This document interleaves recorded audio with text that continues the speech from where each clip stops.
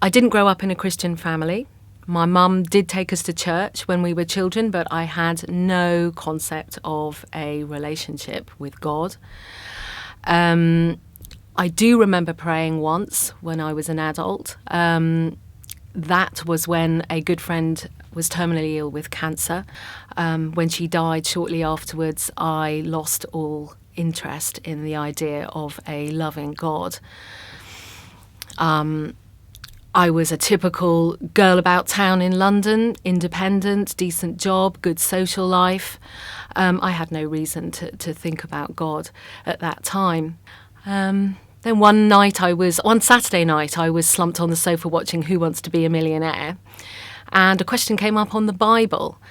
And I remember thinking, I should be able to answer that question. It wasn't a difficult question. And in a flash of inspiration, I thought, I'm going to put a Bible on my Christmas list this year to improve my general knowledge. I was at work talking to a friend about how surprised my parents were at my request for a Bible for Christmas. And my conversation was overheard by a colleague who I didn't know at the time, but I had noticed her. She was quite a gentle temperament in comparison to some of the rest of us. And she overheard me, and she came up to me afterwards and she said, I'm Christian. And that's when she told me about a course called Christianity Explored, a chance to explore Christianity through Mark's Gospel. And I thought, no way am I doing a course like that. Nobody I knew would consider doing something like that, and I certainly wasn't going to. So I was surprised to find myself turning up for the first lesson a short time afterwards. First impressions were good.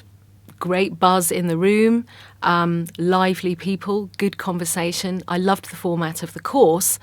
But I thought, well, I'll just come along for one or two and then I'll walk away. Actually, I didn't miss a single session.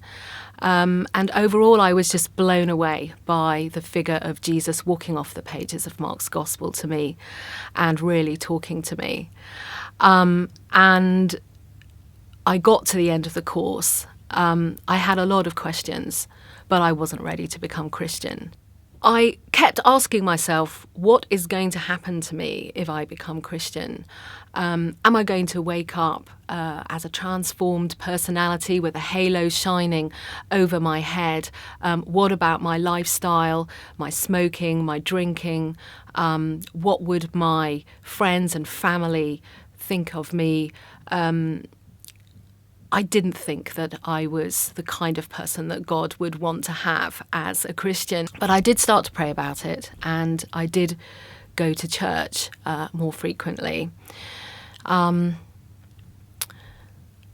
A few months later, I fractured my knee in a skiing accident, which at the time I didn't see as an answer to prayer. I was devastated. I was off work for weeks. How was work going to be able to cope without me? How would I cope without work?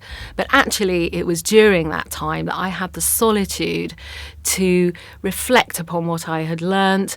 I listened to Bible talks on tape, and I came to understand that I didn't have to be good enough for God because Jesus had died for me, and that the Christian life is a journey. I would have the Holy Spirit in me, working with me every step of the way. And it was a fantastically liberating experience to understand that truth. And I was still on crutches when I became Christian.